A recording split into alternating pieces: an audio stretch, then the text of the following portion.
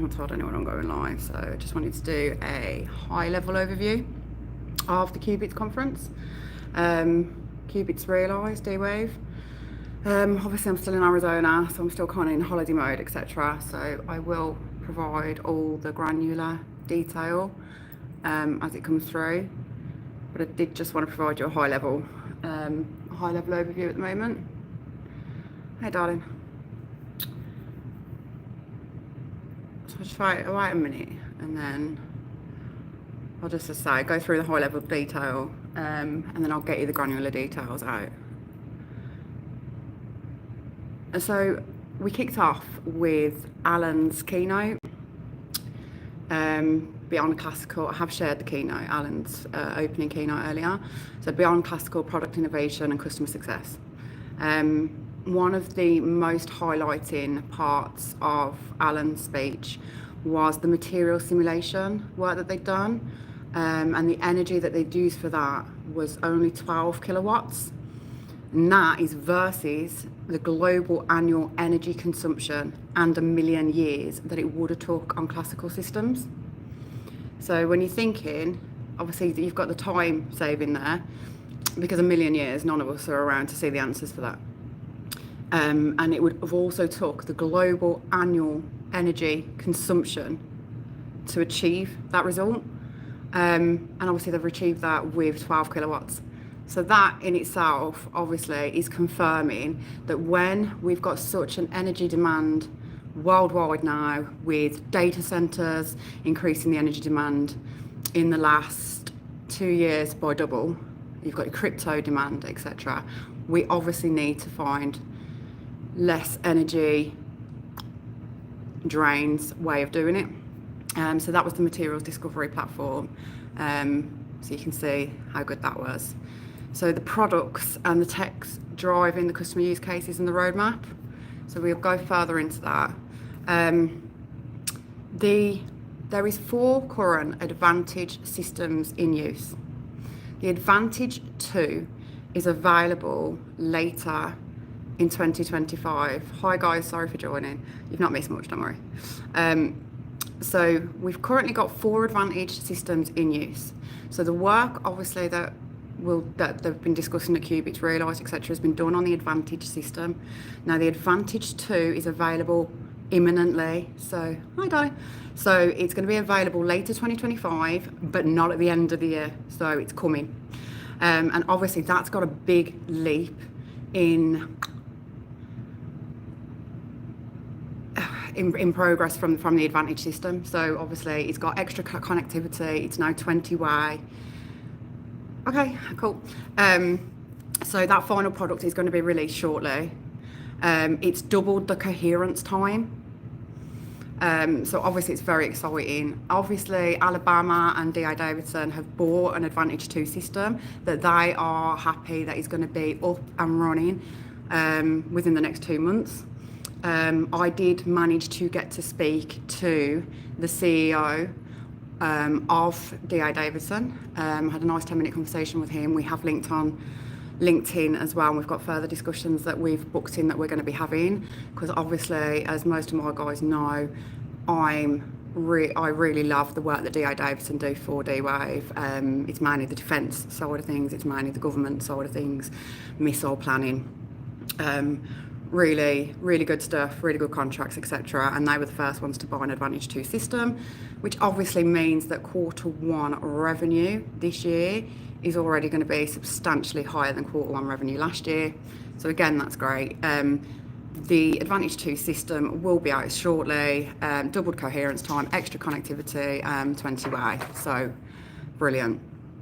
One of the things that Alan was keen to get across was the path to multi-chip to scale his systems. So bearing in mind we're already at 5,500 qubits, bearing in mind the Advantage 2 system is coming, bearing in mind that every iteration increases the qubits, increases the connectivity, increases the coherence time, now he's got a path to building his systems with multi-chips.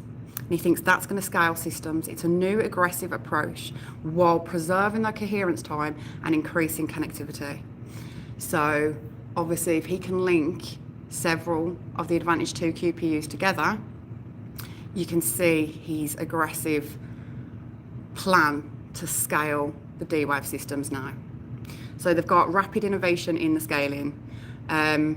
Willow, as we might as well just touch on, although obviously the error correction for gated models, very separate, but we'll just touch on it, is important. Obviously gated models will not be here, will not be in fruition until they sort out the error correction.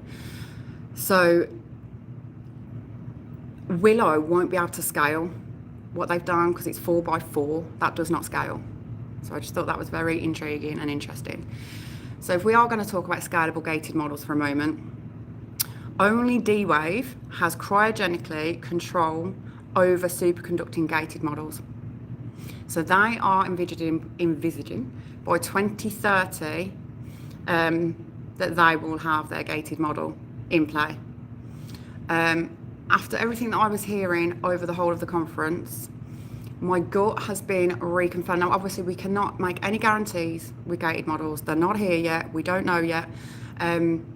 However, in regards to the patents, as we've discussed before, in regards to the cryogenic controls that they have got over superconducting gated models, my gut is telling me again that they are going to be, hi darling, that they will be the winners in gated models as well. But again, we've got enough progress and enough amazing stuff that we can do with the annealing, as we all should know. The TAM for optimization on annealing, as we've discussed many times before, it's pretty much D-Waves on lockdown, isn't it? So although it's exciting that their gated models are rapidly improving and they are protecting their work intellectually, all superconducting gated models will need cryogenic controls, and they are improving theirs at a rapid speed. So again, everything I was learning about the gated models led me to believe that, look, D-Wave are going to be the winners in the gated models as well. And that's why everyone else is saying, 15 years, 20 years.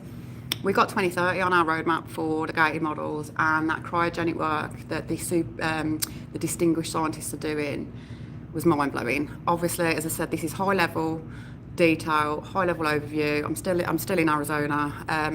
I just wanted to get you the high-level overview out, but I will go into granular detail from every one of these subsets that we've discussed, so you can see for yourself.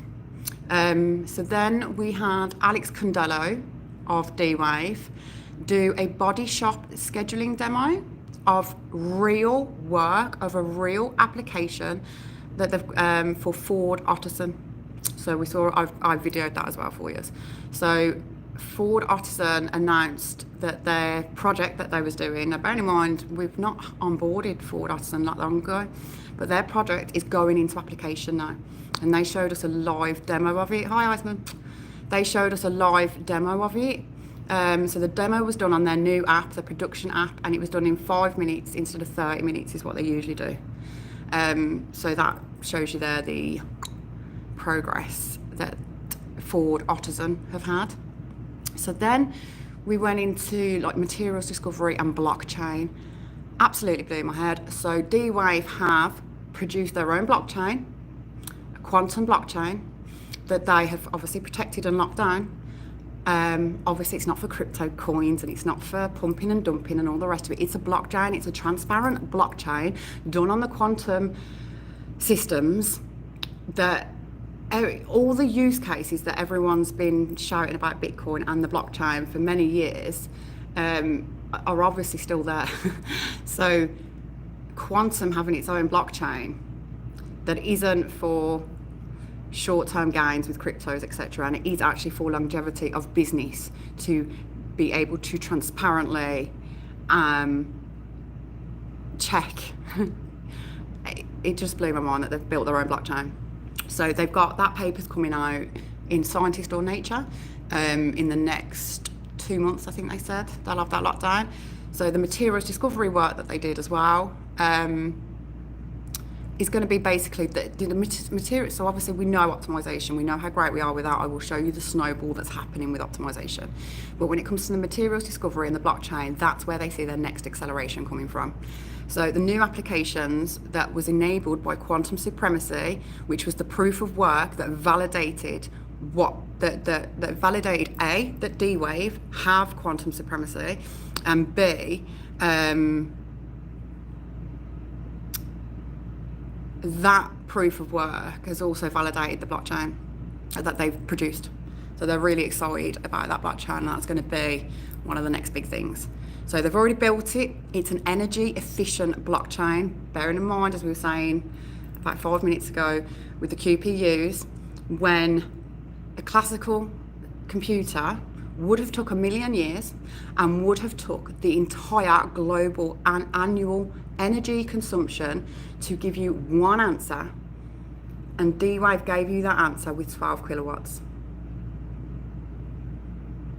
They mentioned it. They didn't show the use case of the quantum blockchain because obviously, I'll be fair, most of us in that room knew exactly what the use case of a blockchain, the quantum blockchain, how amazing that would be.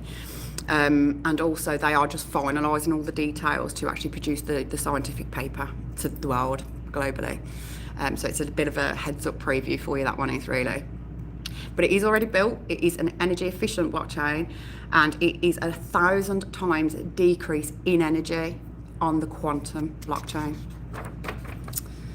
So then we went into quantum machine learning. Obviously I've spoke about this quite a bit because this is the year for quantum and AI together. So when you insert the QPU into AI, Ocean Cases, which is their developer platform, obviously you've got the energy reduction and the efficiency. So everyone knows, I don't need to explain to anyone how efficient AI is making us. But obviously the drain on energy that it is producing, in the last 2 years, our energy consumption has doubled because of supercomputing data centers. So the energy reduction and the efficiency together, obviously, it's a no-brainer, isn't it? So then we had Dr. Masaru Tatsuno speak from Japan Tobacco. Now, bearing in mind, as we have discussed the Japan Tobacco work before, they was only onboarded 5 months ago, and it's pharmaceutical work, it's drug discovery work, it's health work.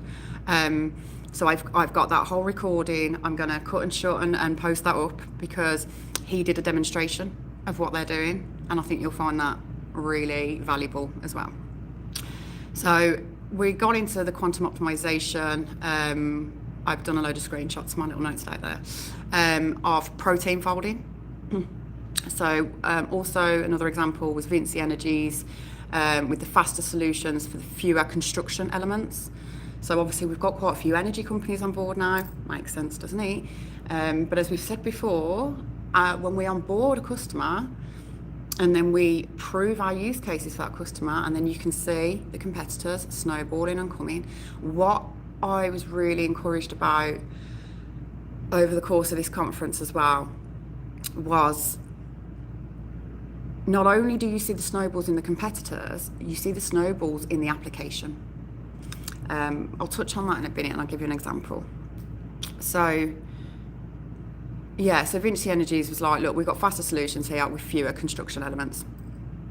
Quantum optimization customer panel. So then there was a quantum optimization customer panel. I've got a video of that. So Boeing is a new customer that had been onboarded. Brilliant. Let's face it, Boeing needs us, right? Got to be honest, but they do. So we had on that panel, it was Boeing, SAS, and NTD Docomo. So I've got a 12-minute video there, which I will upload for you. So it was quite nice because Boeing's a new customer, just been onboarded, so they know kind of what they want to start with, but they, you know. And then we've got NTT Docomo, which again is maybe like 5 months of a customer, and they've already had really successful pilots, obviously reducing traffic flow within their telecommunications grids by 15%. So they want to move their pilots up into production scale. So that was great after 5 months, because obviously up until maybe last year, when you onboard a customer, the 4 phases that it takes to get anything into application tends to be around 18 months to 2 years, which is why it's not a lot of monetization until they're getting into business application. But you've got NTT Docomo that within 5 months want to put into application. And then we had SAS on that panel as well. And SAS has been a customer for a bit longer, 2 years. So it was a nice from onboarding through. They all spoke. I've got that 12-minute video. I'll upload that for you. The next video that I'll be uploading is Jülich. Now, Jülich we've been partners with for a very long time. That is the German supercomputing, high performance center data centers, right? They have obviously bought an Advantage system. They've bought an Advantage 2 system as well, which is going to be installed. I think they might install it next to the Advantage 1.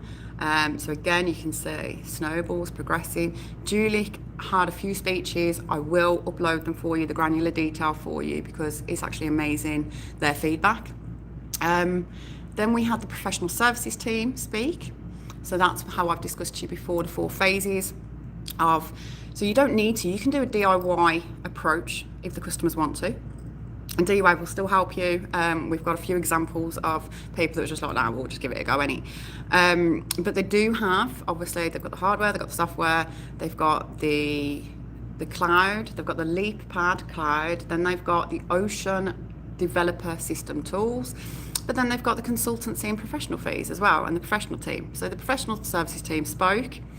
So I will upload that for you in detail as well. So I found it really nice though that they did say that they've got a new focus of on-premise hardware sales. Now when you think about it, okay, so we've got the 4 Advantage 1 systems out there. Advantage 2 is coming now. But then you've got a few of these customers that have been with us a couple of years now. And so you've got Jülich, you've got DI Davidson who already want them. So now they're like, okay, well we might as well focus on selling the hardware as well. So I liked that. It's such an ecosystem. Like I can't think off the top of my head another company with such an ecosystem.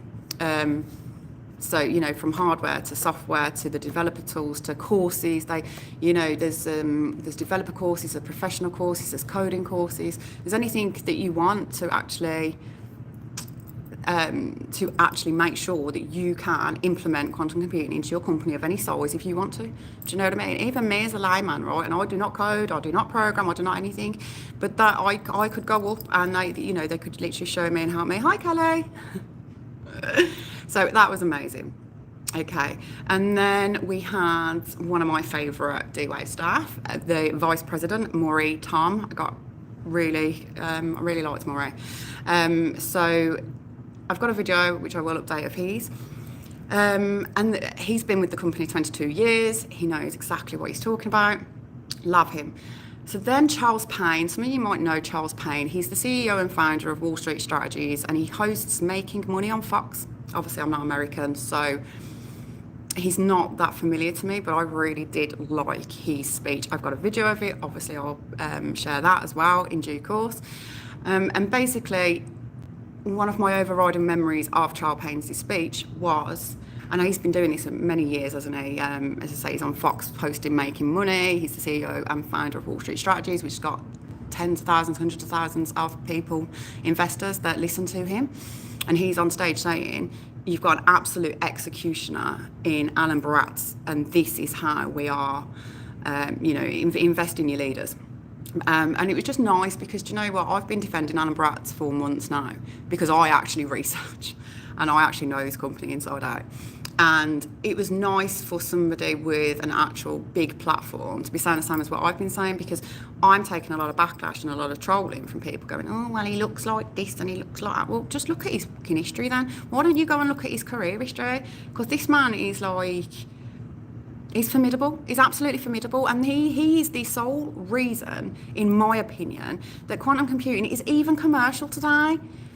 And again, as we know, D-Wave are the superior quantum computing. I can prove that relentlessly over and over again, and I can compare as well, compare apples and apples. I compare it against Rigetti, I can compare it against IONC, and I can give you results like I have done before. They are on Twitter. IONC is 10,000 times slower, for example, and that's if you get an answer, and that is after waiting 7 days for their cloud system to pick you up. Now, as I've discussed with you guys before, D-Wave's cloud systems are always available, so 99.96 uptime. They've even implemented SLAs for themselves, haven't they? They've got service level agreements, nobody else has, because they know what they can do and they're confident in what they can do. So if you submit your query, your problem into the cloud system on D-Wave, it's going to start working on your query pretty much straight away. Now, that is not the same for Rigetti, IBM or IONC. Like, you're going to be waiting a week just for it to accept your job, basically. And then when it accepts your job, IONC, for example, is 10,000 times slower, and D-Wave's answers mostly come out within 30 seconds. Now, they've had over like 20 million jobs come through to that cloud. Now, bearing in mind, we're still using the Advantage systems. So when the Advantage 2 systems come out, and as I've explained 20 minutes ago, the difference in the Advantage 2 systems, the trajectories are amazing. So they did actually as well, which I loved.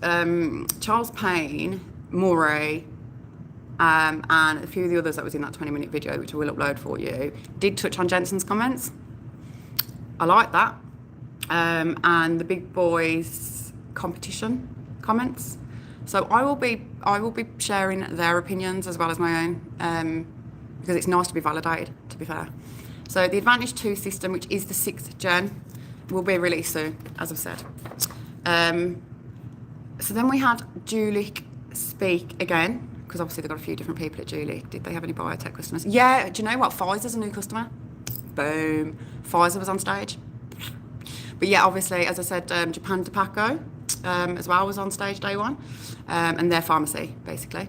So Jülich, my heart went out for him, right? So one of the leaders of Jülich, he fell off the stage. And that's in the video. So obviously, as the videos come out, but I felt really bad for him.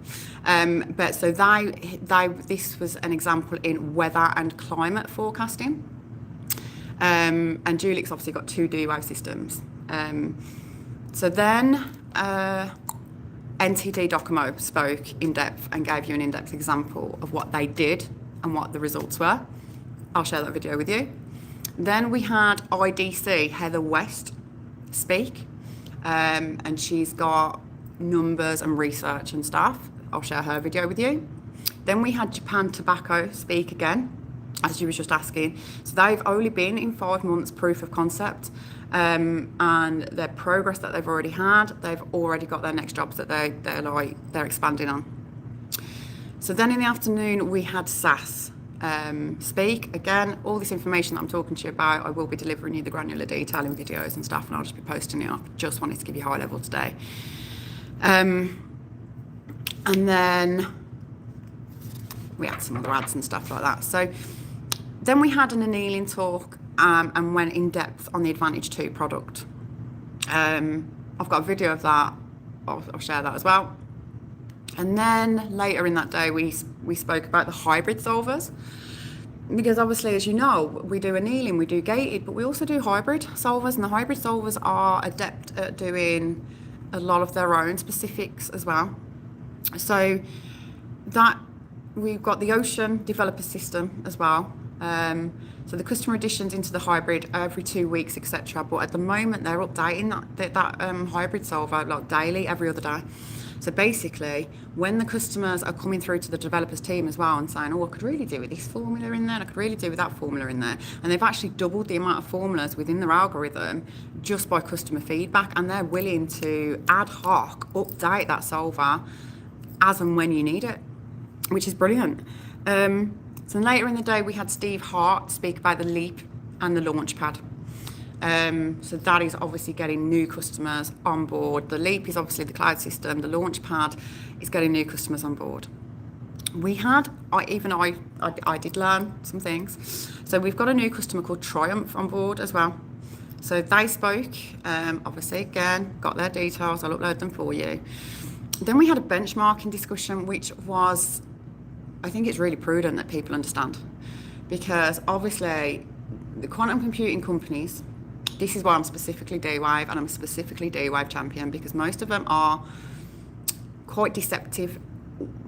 And I don't want to say intentionally, because I don't think, hi darling, I don't think they are intentionally deceptive. I don't. I think they're like eager, like, oh my God, look at this bit of progress I've had. But then the way they're delivering their messages make it look like it's better than a classical system, for example, or I will give you examples.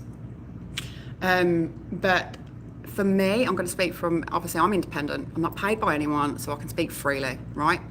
So me speaking freely would suggest that in a way, there is quite a lot of deception and manipulation going on in the wider industry. Also in the science paper, when you've got the science and the business people like butting heads, when they're writing the science papers, which a lot of people are reading the science papers and then thinking that's benchmarked against that, or that's been compared against that, and it isn't. It is literally the scientist in his own little world, in his own little part of his project, like a very specific small subset, and he's just talking about that, but people are reading it like it's the progress across the whole system. Whereas I like D-Wave are so transparent that they benchmark properly. They benchmark not only time frames, which are important, and apparently most of the scientists don't think time frames are important. Now let's face it, like a lot of people want this for efficiency factors. There's problems that classical computers cannot solve, right?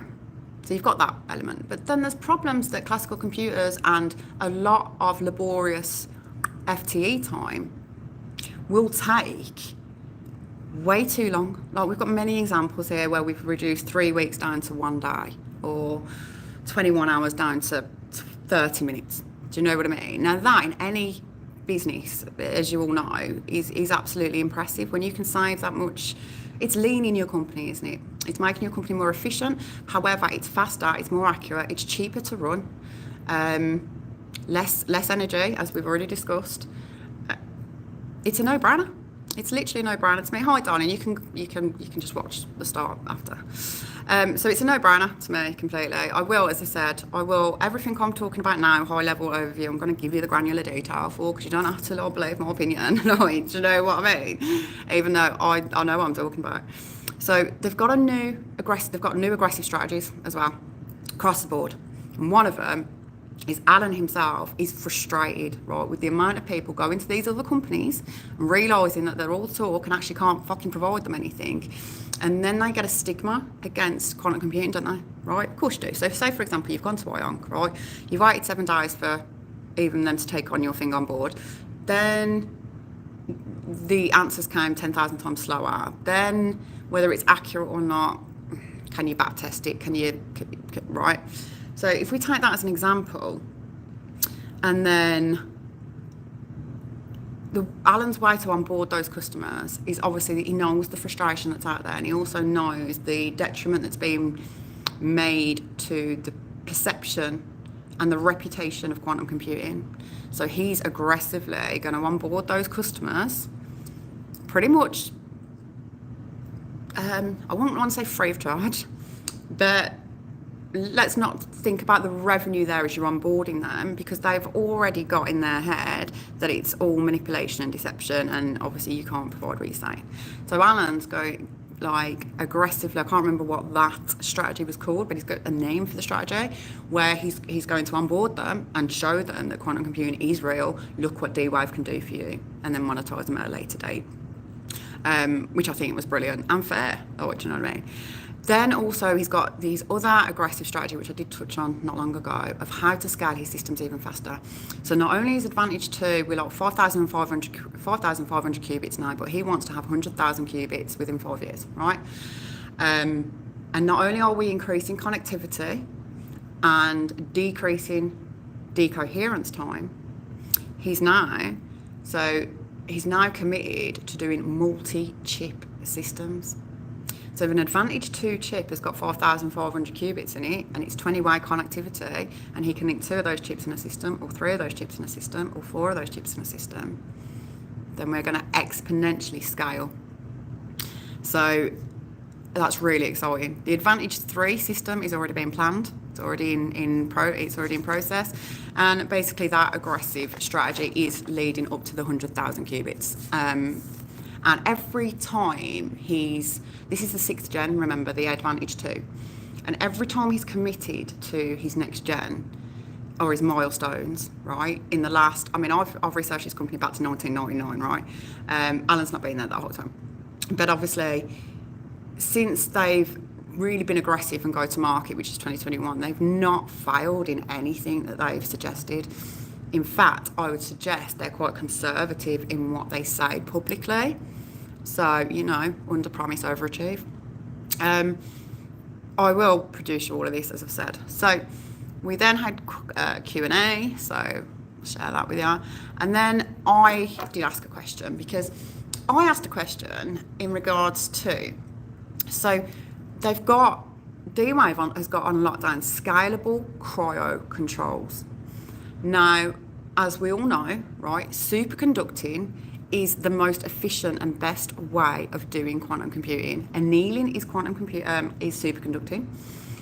D-Wave's gated models are superconducting. Rigetti's is superconducting, and IBM is superconducting. Ions, photons, atoms, very unstable and untrustworthy, really, if you want accurate, efficient, fast answers with reduction in energy consumption, which is what we offer. So with superconducting, obviously you need to cryocontrol it. D-Wave's protection, again, in these cryocontrols, leads me to believe they're going to be the winners in gated as well. That's my gut telling me that now. So I asked the question because they'd reiterated over about 3 or 4 different speeches at this point about their scalable cryo controls. So I asked a question about the information that was in the Jet Propulsion Lab about the work that they're doing to try and get superconducting at a room temperature way of doing it. Now that kind of got a lot of the staff coming up to me asking me for that document. So that's fine, I've shared it everywhere else, might as well share it with you guys. I didn't realise you didn't have it, it's your contracts. But hey, and then some of you might have seen the picture on Twitter, or X, should I say, sorry, of me and Andrew King, the chief senior, like mad science man, literally mad science brain. He's fucking fascinating. So he's the one that's in control, and we had a lot of deep discussion with that. Now there was a lot of champagne involved as well, but I did speak to him the next day about it as well, just to reiterate what my memories was. So I think they are aggressively focusing on scaling their cryo controls. They have protected them immensely. And I'm not sure they want people aware of what they're working on in regards to room temperature. Again, that might be, they like to be conservative, don't they? And again, as Alan alluded to, there's so, well, my words, I'm going to just say my words here. There's so much deception in this industry, right?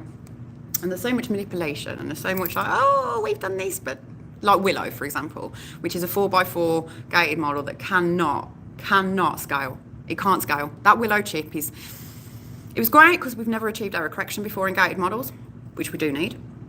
But there's nothing you can do with that. You can't even scale it. You cannot scale a 4x4. So it's like, Exactly that, Gregory. So there was all like coming up to me going, where did you read that? And I was like, 140-page document in JP, and they went, you read that? And I was like, yeah. I read a lot, man. So they all know I stalk them as well. So like, I've been stalking them on LinkedIn for so long that they're all actually connected with me now and stuff. Because Alan had connected with me like maybe a couple of months ago. But yeah, at least all the team know that I'm harmless now and I'm stalking them.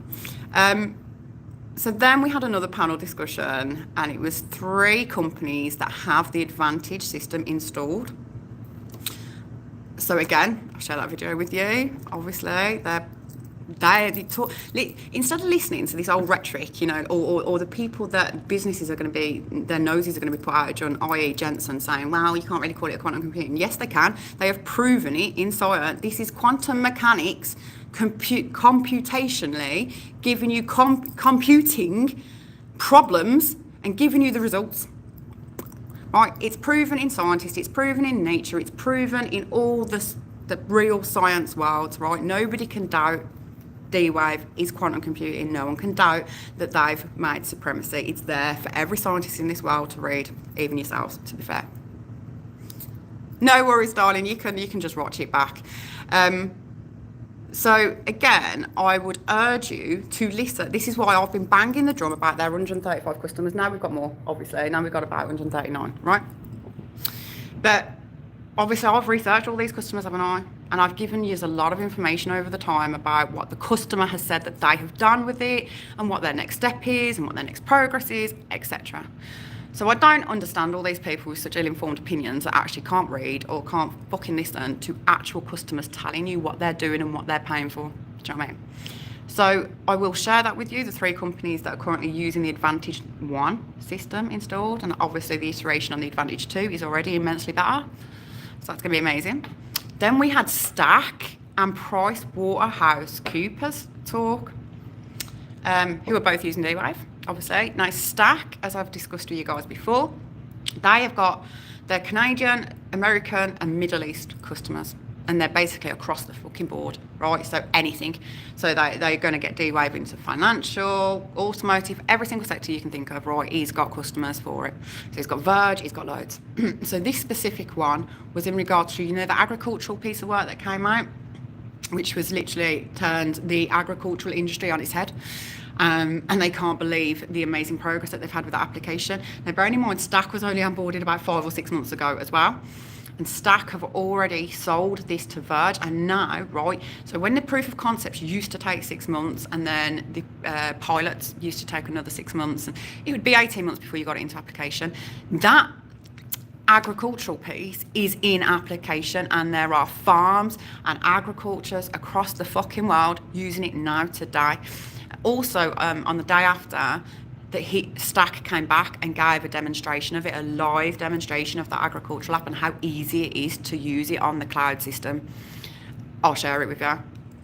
Okay, so that's going to take the agricultural industry by storm. They've got a load of funding from Canada's like funding bodies and stuff, and now they've got actual agricultural customers paying for it for this application. So then we got Ruter speak. Now Ruter is Norway and Oslo, and why I got really excited about Ruter, right, is because it's public transport. Now, do you remember the work that I was telling you about that Volkswagen started in like 2019, and it was like in Lisbon, and they had like 8 buses, and everyone's going, oh, it's all projects, it's all little proof of concepts and pilots and stuff like that, right? And I was like, obviously, it starts somewhere, it scales, it grows, right? So we had Volkswagen, and then we had Beijing as well, didn't we? Do a like transport, logistics, kind of rerouting kind of thing publicly. Ruter, right, is Norway, and in Oslo, right, Ruter look after their entire public transport system. So that's buses, trams, ferries, everything, right? He gave a big speak about what they do, and they use a DIY system. They never use professional services. So obviously that Beijing project, that Lisbon project of 8 buses has scaled now to the entirety of Oslo. Every single bus that they have, every single tram that they have, every single train they have, and every single ferry they have.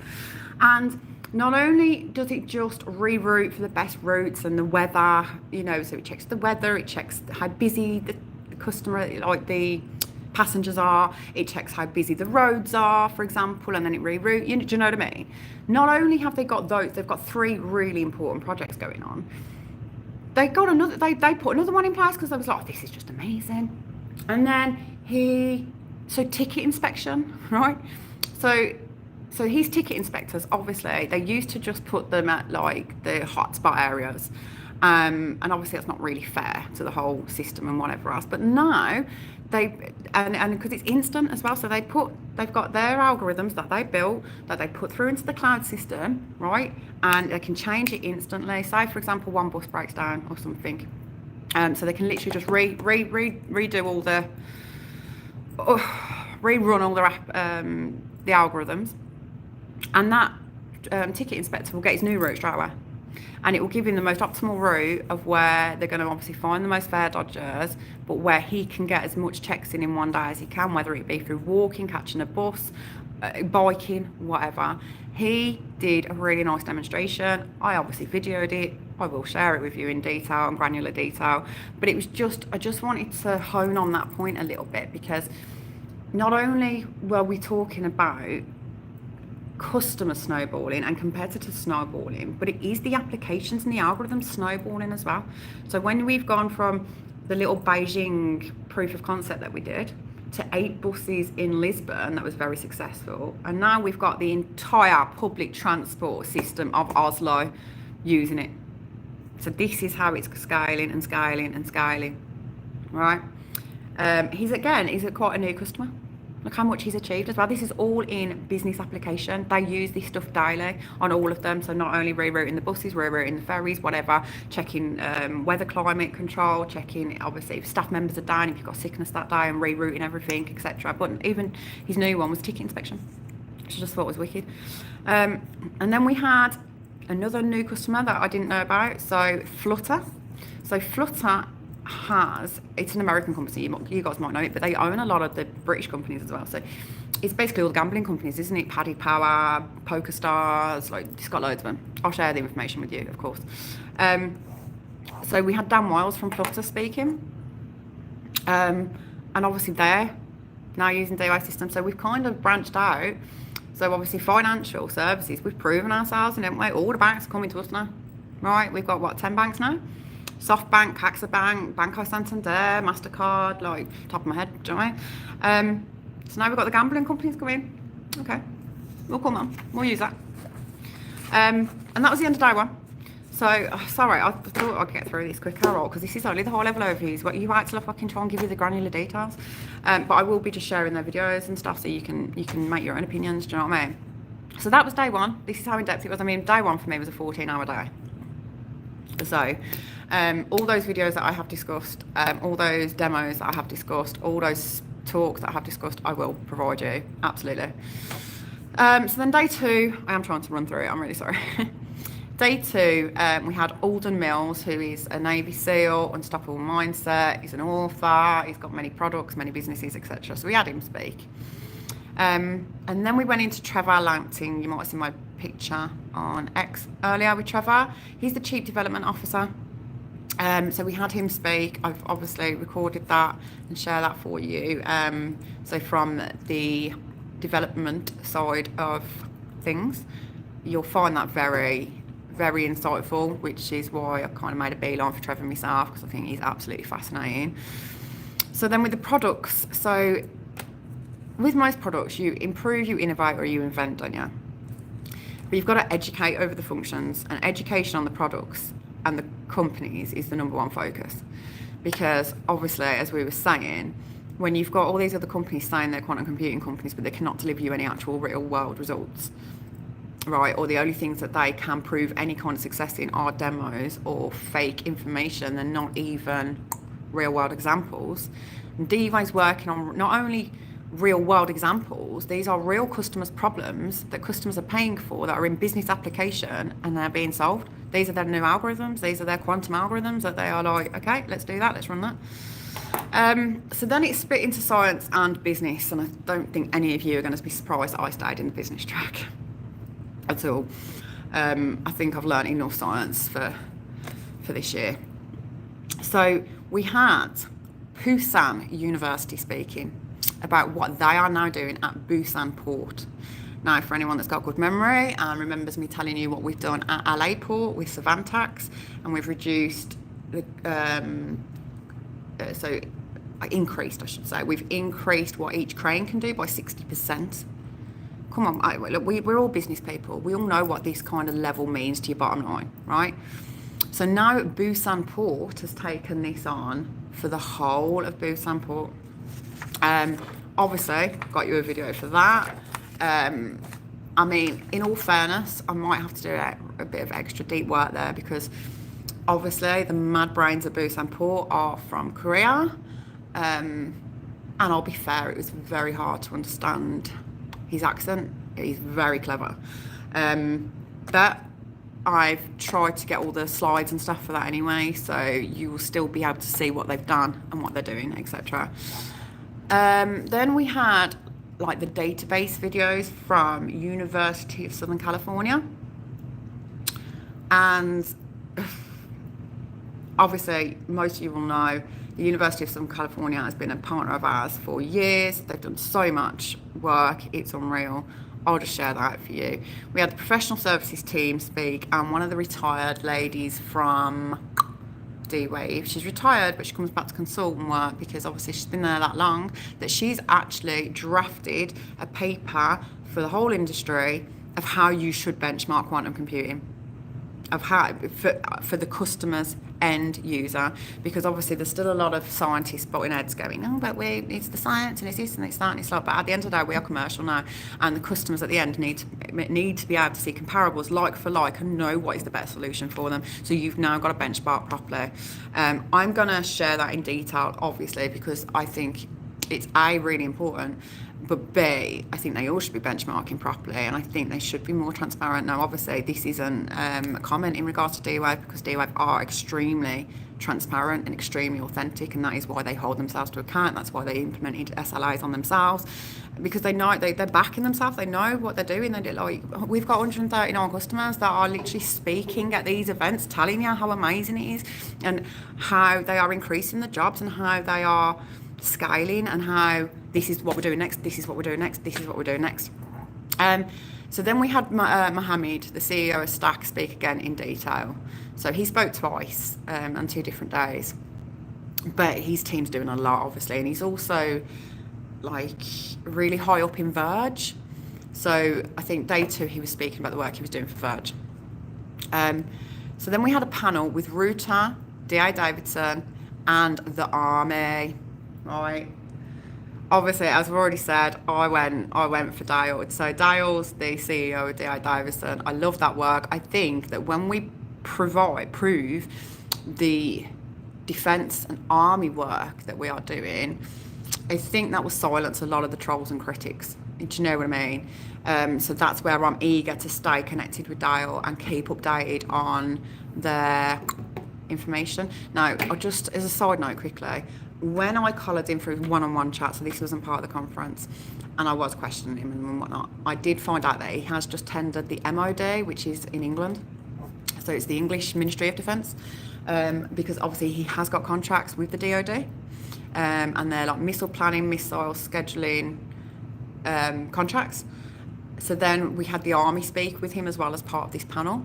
So one of the projects that the Army's been successful in, and I think this is quite nice timing, really, after what's just happened in LA and stuff like that. So the Army are using D-Wave's quantum computing to make fuel breaks in the land, right?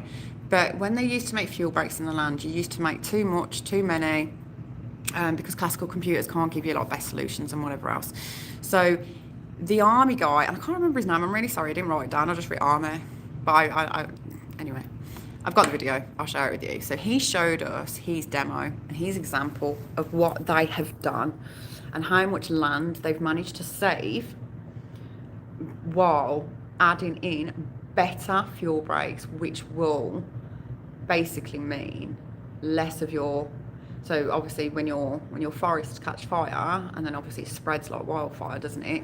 So they're putting the fuel breaks in to make sure that they stop in little sections. Your fires will stop in sections, so to speak.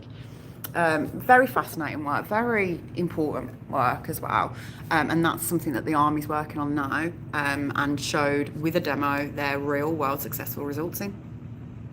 So then we had Quantum Basel speak from Switzerland, and they did invite us over to Switzerland actually as well, to go around their whole data centre. Looking forward to that. But he was on stage with Pfizer. So Pfizer are using D-Wave systems. So new customer onboarded, I think we all know. So obviously I previously did health and biosciences. And we had Menton AI that did all the protein folding and all the work from COVID, etc. Then we had Siemens Healthineers, and they're doing all the X-ray medical imaging work, etc. Because we was cherry picking, weren't we, with the specific things, do you remember? And then we got the Japan Tobacco, as they provided a demo of the work that they are doing for us, which I will provide you, as I said earlier. So obviously Japan Tobacco was there, but that was our latest one. We onboarded them in like October, didn't we? But they're already seeing successful results. So now off the back of that, Pfizer are now using D-Wave systems. So, and then I've just put a note about Tokyo. I'm not really sure about Tokyo. I don't know. There's going to be a few videos from Tokyo anyway, because if you remember, Q3 24, we focused on Japan and we onboarded quite a few Japan customers. And obviously now, from October to March, I suppose these results would have been, they're already showing their results. Right. And then we ended it off with our chief scientist, Andrew King, speaking. That was the guy that was doing golf with and stuff. That was the guy who is instrumental in proving that D-Wave reached supremacy by going through all of their previous science work since 1999, and now it's published in The Scientist. There's not a person in the world that can dispute that D-Wave have reached supremacy, and that is down to Andrew King, who spoke at the end. Absolutely love the guy, I do. I'll obviously share his video. Yes, they did, darling. Yes, they did. So they did show a roadmap plan for products and services. I'm not sure. I'm not even going to refer to Jensen Wrong anymore. But yes, they did. So again, I think I alluded to it briefly. I am sorry, but we've got an aggressive roadmap as well in place now for products and services and the next generations and iterations, etc., all the way up to 100,000 qubits. As I was saying earlier, and his aggressive way of doing that is going to be multi-chips in the systems. So obviously the Advantage 2 system now is 6th gen, right? That's the 6th generation system. We've got extra connectivity. We've got 20-way connectivity now with that. We've also doubled the coherence time. So when you're talking, basically, it's going to be like double the performance of the Advantage 1. Now, everything I've just discussed with you and everything I've discussed previously with you has been done on the Advantage 1 or earlier systems, right? So the Advantage 2 system is pretty much twice as good, right? That, as we've already said, is going to be released very shortly, although we have already sold one to D.A. Davidson. But from that point on, they are already working on the Advantage 3 system. They already know how they're going to scale that and get that. But then it is a case of multi-chips. Alan has committed to doing multi-chip systems, which will obviously exponentially increase that. But it also, they did give the roadmap, obviously, because this is top of my head. So that's obviously annealing, because that's what we're doing now. This is what we are providing real world solutions for now, with like nearly 140 customers who are massive customers who are increasing their work, increasing their bookings every single time. Obviously we're increasing customers every single time as well, and we're doing all of this on the current systems. So when we can get the multi-chip systems into place, it's going to be amazing. But there was also an accelerated, aggressive roadmap for the gated models as well, as I said. So I think by like 2030, we will have a gated model out. And this is my gut, and obviously things change. When I'm talking annealing, when I'm talking about what we're doing today, here and now today, right, I ain't wrong. I'm literally being validated at this conference with everything that I've told you previously. However, scaling to the gated models, I can only talk from my gut. I can talk from the IP that they've got, I can talk from the scientists, the work, etc. And I can talk from comparing theirs to the current ones in play today, i.e. Rigetti, IBM, the superconducting ones, as we've discussed, is the right way to do it. So where they are today, they're ahead. Where the patents are today, they're ahead. Where their plan is today, they're ahead. And now they're aggressively saying that by 2030 they should have that out. And then they also gave roadmaps for everything, mate. So like the hybrid solvers and stuff as well. Again, I've gone through my notes now of the 2 days, so brilliant. If you've got any more questions, just ask them. And then from the next few days, obviously I'm still in Arizona for like a week, man. I ain't gonna come over for, do you know what I mean? But so yeah, so everything that I've discussed with you, I'm gonna go into granular detail and give you the granular detail behind it to prove, evidence, facts, knowledge, isn't it? Knowledge is power, like, and then no one's gonna be able to tell you that, well, anything really. So yeah, has anyone got any questions before I leave you to it? But like effectively, right, if we're going to give it like a really high level summary, when you are immensely faster, right, so you're cutting out a load of laborious FTE work, right, already a cost saving just to be faster. When you are more accurate, okay, so then you've got a reputation thing there as well. Obviously, when you're not accurate first time around, you've got to duplicate work. Again, look how laborious that is. So to be so immensely faster, to be so immensely more accurate, and then to be so immensely more energy efficient, this is why we're scaling the way we're scaling. This is the way we're growing the way we're growing, and the trajectories are going the way they're going. No, and Gregory, he tried it again at Quantum Day. Now, bearing in mind, right, so let's go back in a bit of timelines, right? So the geezer's been selling his stock like a madman for the last 9 months, right? To the point that even The Economist outed it, because it wasn't just me who thought that was that's a red flag, right? Even The Economist said, why is Jensen wrong selling fucking millions of his stock every single day for 6 months? That was obviously 3 months ago, right? So even The Economist started to question it, right? So he's selling his stock like an absolute madman. He can see his margins going down, he can see his demand going down, and then he makes them wrong comments, right? He knew what he's fucking doing, absolutely, we all know this. And then he would have just like carried on. Do you remember? It was about a week. And then Rigetti came out with a class action lawsuit. The day after Rigetti fucking smacked him with a class action lawsuit, he came out like playing the ignorant kind, like, oh, we've got, we'll do Quantum Day. Let's see what we can actually do now then with Quantum. So, all right, okay. So we knew at the time that we was doing damage limitation. Absolutely. Like, do you know what? NVIDIA, like, he could see, NVIDIA's too clever, he could see the writing on the wall, right? So, effectively, he announced Quantum Day as a way to drop the class action lawsuits, right? And then what he tried to do on Quantum Day as well, because Alan addressed this, and do you know who else addressed it as well? Who's that guy? Who's that fucking Wall Street guy who's on Fox News I was telling you about? Because they both addressed it. I'll give you their answers as well, Charles Payne, but you know me, I'll be more direct. I won't be as fluffy with my answers. So even Charles Payne, and Charles Payne directly answered this as well, because even Charles Payne was like, no. So he tried to imply on Quantum Day that D-Wave shouldn't call their computer a computer. And it's obviously because he thinks, well, he has been the leader in computing for all this time. And he can see D-Waves coming up because obviously quantum computing, as we all know, AI for the language and the words, QC for the maths. As I keep saying, maths is arguably more important in business. I'll argue that point. Of course, it's more important in business, right? So he knew what was going on at D-Wave. And then, so he's turned around to Alan on Quantum Day and said, you shouldn't call it a computer. And Alan, fair play to him, man. He's got some balls. And do you know what? He's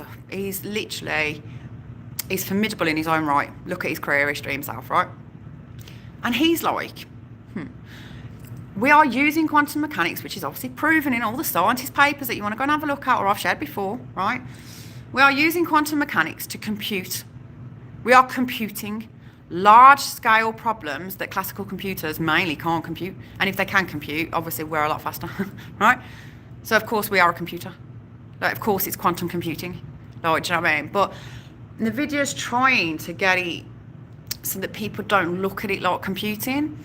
It doesn't really matter to me. I don't actually give a crap really what the name is. At the end of the day, this is a product. It's loads of different products, software, hardware, professional services, cloud access, developer tools, a whole suite of products that can help your business really accelerate, not only with cost efficiency or FTE efficiency or reducing waste or all the rest of it, but accuracy, speeding up time and financial implications. Every single business in the world needs and wants that. Call it what you want. However, it is and proven by all the biggest scientists in the world that actually know what they're talking about, physicists, PhDs, all of the brains, it is quantum computing. And it's only Jensen Wrong making these comments, and it's only him making these comments when he can see his margins going down, his demand going down, and he's been dropping his stock like it's a fucking hot potato for God knows how long. So I am really happy. Do you remember when I came live? I told you, didn't I? I told you, man. When I lost trust in him that day because I need to invest in leaders that I trust, right? And I knew you can't trust it. Like if somebody's gonna, there's one thing talking your book, yeah, and then there's another thing manipulating people who trust you, right? Now most of the world trusted Jensen as the main voice that you could trust when it comes to computing, right? So to have such a reputation and to be respected so well, to then be that negligent with what you're doing in a selfish way, I obviously lost trust with him that day. So I sold mine a video, didn't I, at 141, and I put it into D-Wave when he crashed it at 395, and I'm never going to regret that decision. And then it's not even like I didn't try and warn people. I try to warn people. It doesn't, like, you can ask a 3-year-old this, right? Bring a 3-year-old a chart up, right? And go, okay. So all of D-Wave's trajectories are going in the right way. Revenue up, expenses down, customers up, bookings up, customer retention up, right? Exactly. Any kind of business, we've gone through this. I'm not spending much time on it, but every single trend and trajectory you want to see in a business, yeah, D-Wave is ticking for us in the right way with the milestones, etc. And obviously the snowball's coming. You can see that 125% year on year. We did full year results at the end of last year, and we're already like over double Q1 like last year. Do you know what I mean? So yeah, look, he's like a man scrambling around now, isn't he? Yeah, I forgot my point. Sorry, I forgot what I was saying, but I think I've really I think I covered everything unless you've got any questions.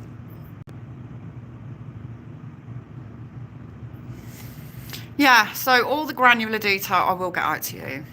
I will. I have got a date with a few of the D-Wave staff tomorrow, and we're going to explore Phoenix, Arizona. So hopefully I'll get some more insight. Yeah, no worries. No, you're all right, Greggy. Don't worry, honestly, unless you want to remind me what I was saying. But no, don't worry. I've got out all my high-level overview notes of like everything that we've gone through, etc., and why. Like, my confidence is even more. Like, I think you know me, guys. I am obviously a big D-Wave bull. I'm not sure if you're going to meet another one like as big as me, right? But what I really loved is everyone in that room understands it. So there wasn't anyone that you had to try and convince or anything. It was like we've got a level of understanding already, and we're trying to increase that level of understanding. So the information we was taking on board was really useful. Obviously, I found some new customers because obviously, as you know, I've already gone through the 135 that they had. But now we've got Flutter. Now we've got Pfizer's using D-Wave via Switzerland. We had a few new customers. That Router is a new customer that I didn't know about that's doing the whole of Oslo. You know, like, it's amazing. So, yeah, as I say, I am going to have I would say personal day, but with D-Wave staff tomorrow. So let's see what more information we can get out. And then, yeah, as I say, I've got hours and hours and hours worth of videos that I will be getting out over the course of the next week or so. Obviously, I'm in Arizona still for next week, so we're not going to be that great. But there's your high-level overview. My summary for you guys is I am even more convinced that I am correct. Like, I am even more bullish. And at the end of the day, 2.5 billion market cap, when we got an 850 billion TAM, when 75% of that is optimization, when we have proven scientifically that gated models, even when they do come in however many years, right? Even when they do come, they are not going to be optimal at solving optimization problems. And as we've said before, when most of the businesses that are actually seeking out quantum computing, what they want, it's an optimization problem, isn't it?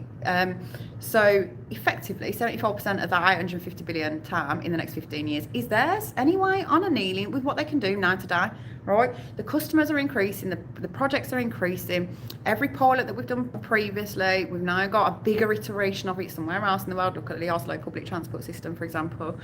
The weather, climate, like everything, like the material simulation. So it I don't know, like like the trajectory's up, but it's snowballing up. Like, do you know what I mean? It's exactly what I was saying about Palantir in 2021, 2022.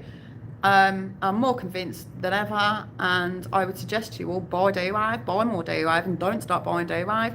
Not when you're talking we're at like 2 billion market cap, when effectively 20 billion market cap, oh my God, piss easy, we're going to piss that in the wind. That's times 10 from here, right? 200 billion market cap, oh my God, completely feasible. I cannot see any reason why not, why we wouldn't do that within the next 5 years. That's 100x, right? 2 trillion, well, of course, like I don't see, it's probable, you know? So when you're talking that 2 trillion in say 15 years time is probable and feasible, then that's 1,000x from here and these prices. So I obviously was talking to quite a lot of investors, quite a lot of Wall Street analysts and stuff, and a few of the guys were saying I didn't want to buy anymore because I was buying in the ones and my cost averages, and I'm there like that. Cost average is for ego, it's for show, right? Your share count is for your wealth building, right? So when you've got a company, which we're all here and we all can see the trajectory, so there's just no way this company won't be 20 billion pretty soon, right? There's just no way, right? It is extremely probable that we're going to be 200 billion within the 5 years. Extremely probable, like really feasible. That's 100x from here. So why would you stop buying something that's really probably in the next few years, like a handful of years, we're not talking decades here, in a handful of years, it's going to be 100x.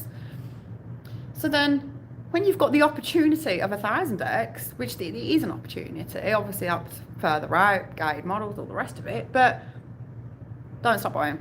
Buy here, buy while it's low, and I'll give you granular detail as it comes.